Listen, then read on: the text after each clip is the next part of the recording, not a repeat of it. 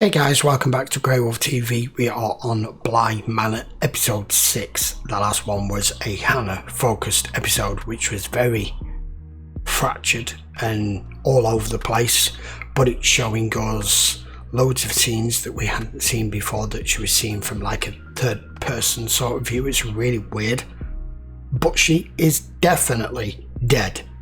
If she's not dead, I'm not understanding this series whatsoever. Because we saw her go down the well and snap a neck and then look down at it. So, I don't see how she can't be dead. And this dollhouse is still the centre of everything. I've still not got all the kinks worked out in it yet. So we're just going to carry on and see if we get any more backstory to that, or whether we're just going to continue with the main storyline and maybe get some flashbacks or more information on any other characters. So let's carry on. This is episode 6. Lord Wingrave greatly preferred the confines of his office to the comfort of his London flat. And how are the children? She says they're well, but she's a bit concerned, and that she's happy to elaborate if you'd like to schedule a call. No need. I'm happy the children are well.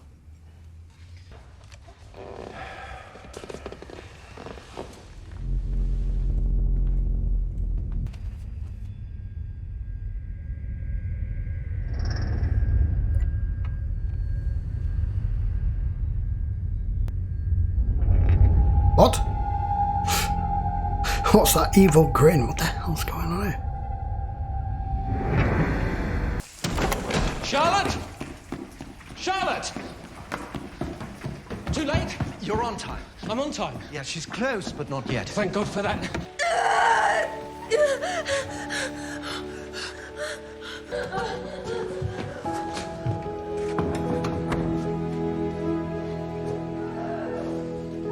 Did you wake up just for this? No. Are the kids awake? No, they're asleep. You So just yes got up then. with the sun. Because every time I think you might be sure, you've got this irritating habit of jumping back like you've just seen a scary bug. Flora! Hey! What are you doing? I just woke up. I don't know. What? Hello?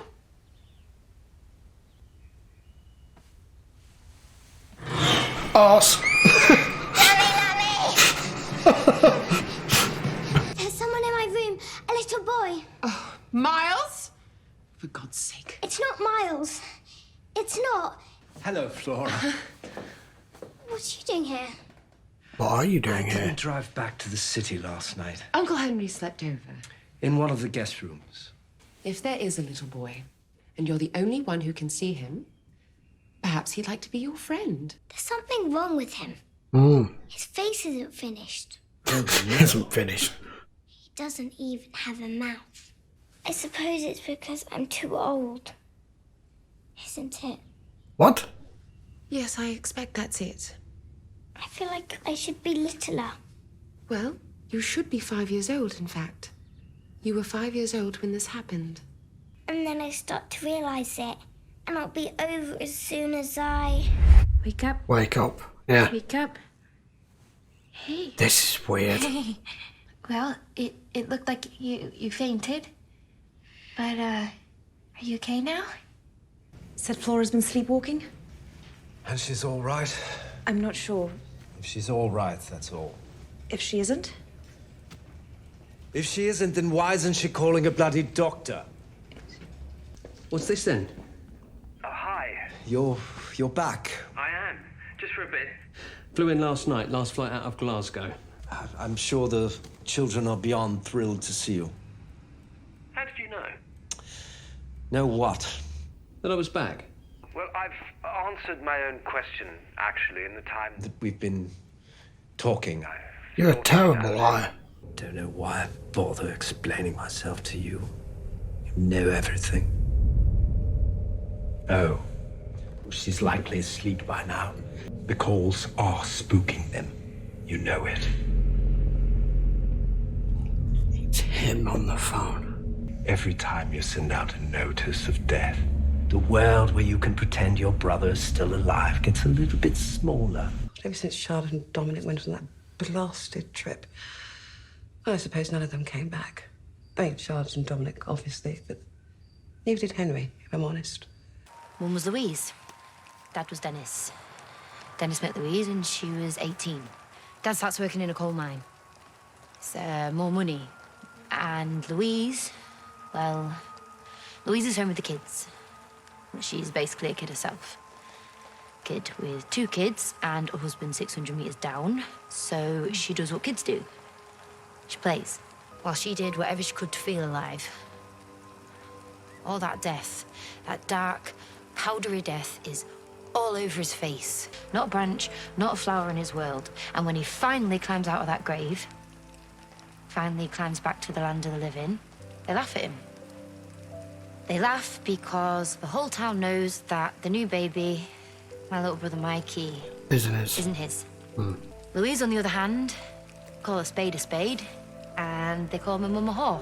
She splits. And I come home from school to find Mikey, alone, screaming his little head off.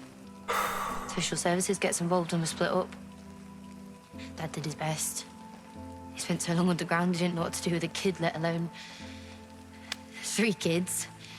What are we going to do about this? Well, you already seem to have done something about it. I don't know. Oh my God. What have you done? It's beautiful. A gentleman in Sussex who makes these. Oh, she's going to lose her mind. Darling, look what your brother's brought. It's terrific. I'm sorry I can't make the birthday party. You know how it is. I'll call you when I get to Berlin. Sounds He perfect. must know. Yeah, he knows. Nothing needs to be said. And I was so surprised. Well, for a baby that early, she wasn't nearly as small as I expected. Math didn't work, did it? No. I mean that if she wasn't early, she was actually right on time, that math wouldn't work. She kind of had to be early, didn't she? Or else it would mean she was conceived in August. When you weren't here. While I was in Russia. It took me 6 years to do the math. Really? Took you a I didn't while. want to, did I? No, probably not. It's denial. House this size. Stu and Mars. Lonely. The au pair could not remember the last time she'd slept this well. And she thought perhaps she never had. Took you long enough. Get her back on the phone. You keep the office, is what this is. What are you talking about? I don't want to see any of this ever again. I don't... Babies rarely adhere to a schedule, Dom. Well, listen, and this is the important part. She's my daughter. In every way that matters. Do you understand me? She didn't tell you. Oh, look at that. I get to be here when the penny drops. You're banished, little brother. You're banished from my house. You're banished from my wife, my children. Banished. You don't have a brother anymore. You have to live with yourself. And he's a shit, grinning fucking monster. I know what you're thinking, but you shouldn't worry. It's going to be fine. It's just a few weeks, my darling. Can I come with you? A couple of weeks is a terribly long time. This is called a talisman. I used to make them. Well, sometimes I still do. Old habits. I've made them since I was your age, really. This is where she got it from. Well, it protects people. You should probably wake up now. Does she keep going here purposely to see her mum? I don't like it! Oh, that's probably your uncle. Everything's gonna be okay, Flora. Don't worry. Hello? Hello? Hello? It's getting sad. Is that what he's Don't trying to imagine do? there's much in it for you. 1 in 10 times you call, she might answer. We're leaving tonight. India. For a few weeks. retracing our honeymoon. I'm going to make this work. My husband, my family. Jumping ahead, if you don't mind, to my favorite part. But you have to. You know that. I don't want to, but you always do. Hello. I'm sorry, could you repeat that? What sort of an accident? Fatal one. You're wrong. You're mistaken. That wasn't the worst of it. Not even arranging their funerals or burying those empty coffins. No. Hell was having to call Bly. Having to break the news. So you'll go to Bly then. They'll be so happy to see you. And maybe you can tell those little kids to their faces exactly how their parents died. And you can tell them why they were taking that trip in the first place. Now let's come up with a story. Just for you. I've done it again, haven't I?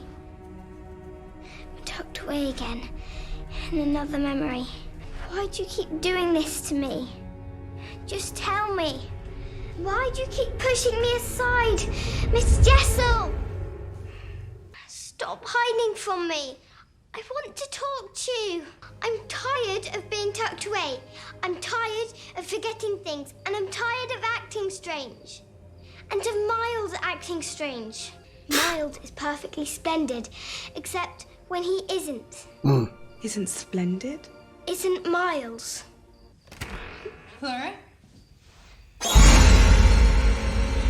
Oh, fuck! You can see her? Flora? Come here. Miles! Miles! Oh, good God. This is awkward. Kinda. Flora, we gotta go. Come on. I'm sorry.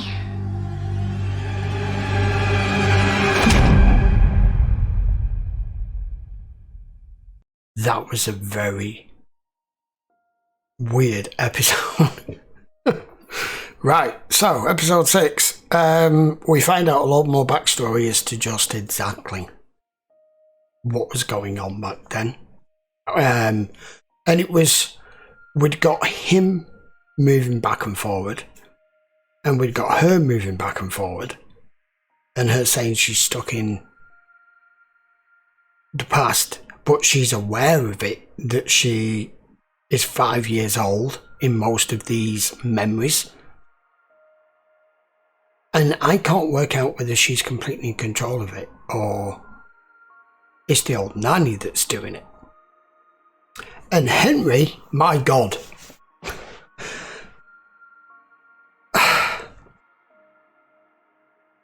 What do I say about Henry? First of all, he's a git. He was in denial for a long time that she was his daughter. And if you're having an affair with someone, whoever it may be, and then they end up pregnant, why would you not question, whenever you speak to her away from her husband, whether that kid's yours or not?